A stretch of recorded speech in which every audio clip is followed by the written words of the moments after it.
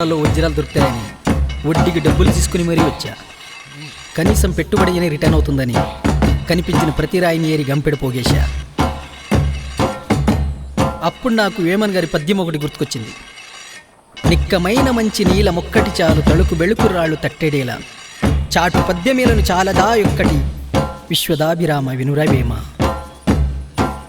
ఈ పద్యం వినగానే నాకు భయమేసింది. నేను పోగేసిన రాళ్ళలో వజ్రం ఉందా లేదా అని. రేయ్, తొందరగా సంపాడరా. రాళ్లల్లో వజ్రాన్ని కనిపెట్టడంలో నువ్వు బెస్ట్ అని విన్నాను. లక్కీగా నువ్వు ఇక్కడే తిరుగుతున్నావు. నీ దగ్గరున్న రాళ్లన్నీ నాకు ఇచ్చేసి రిటర్న్గా నీ ప్రాణాన్ని నీకు ఇచ్చేస్తా. రేయ్, రక్తం రాకుండా చంపండ్రా. నరిగితే రక్తం రాకుండా ఏమవుతుందన్నా? సబ్బా, పీక బిస్కి చంపండ్రా. అది కూడా చెప్పాలరా మీకు? ఈ సొల్లు ఆపి డీల్ ఏంటి చెప్పు. నీ ప్రాణాలు ఇచ్చేస్తానని చెప్పాను కదా.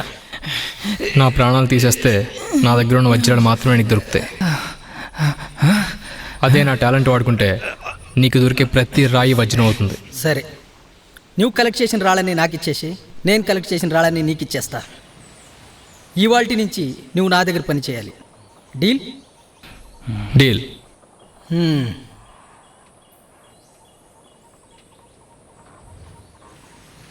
ఇవేంటి? నేను అడిగింది కిడ్నీలో రాళ్ళు కాదు, వజ్రకరువులో దొరికే రాళ్ళు. నిక్కమైన మంచి నీలం ఒక్కటి చాలు తలుకు బెలుకు రాళ్ళు తట్టడేలా అని నువ్వే అన్నావుగా. బాగా ఆలోచించుకో.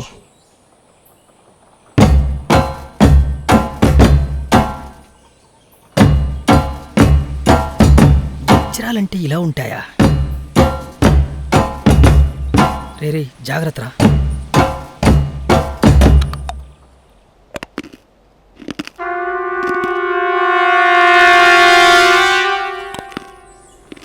పటిక బెల్లం అన్నా ఇది?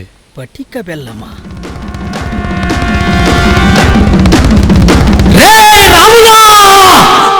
నీతో 10 లక్షల సినిమా తీసి ఓ భారీ హిట్ కొట్టి లైఫ్లో సెటిల్ అవుదామని చాలా ప్లాన్లు వేసుకున్నా. నువ్వు ఇలాంటి పిచ్చి పిచ్చి పనులు చేసి నన్ను డిసప్పాయింట్ చేయకు.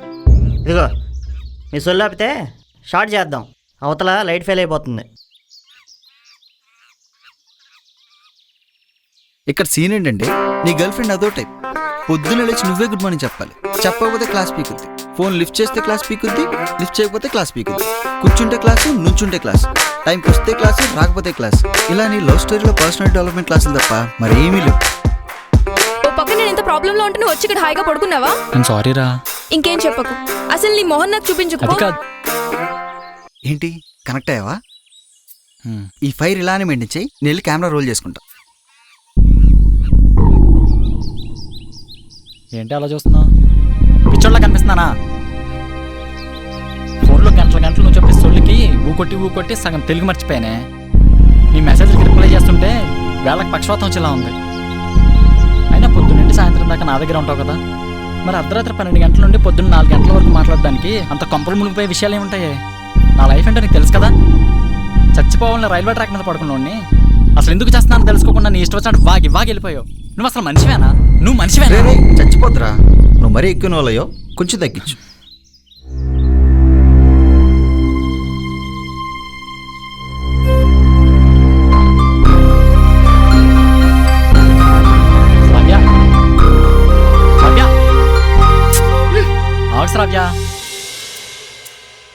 వీడు మీకు ముందే తెలుసు కదా, వీడికి రాళ్ళని కలెక్ట్ చేయడం తప్ప వేరే పని లేదు.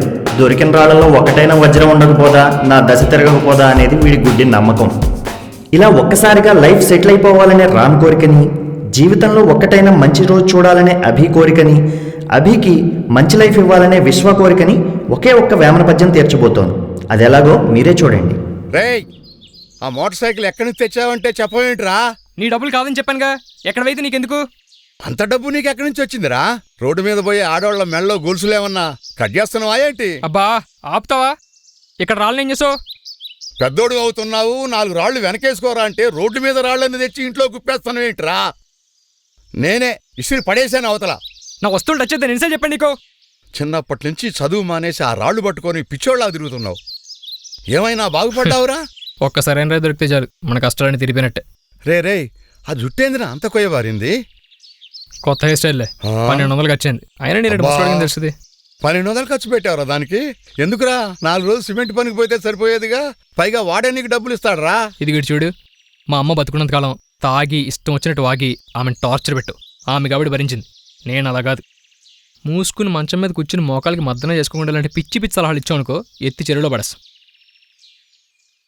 సొంత తాతని కూడా మర్యాద లేకుండా పోతుంది దొంగ నా కొండకి. ఏంటి?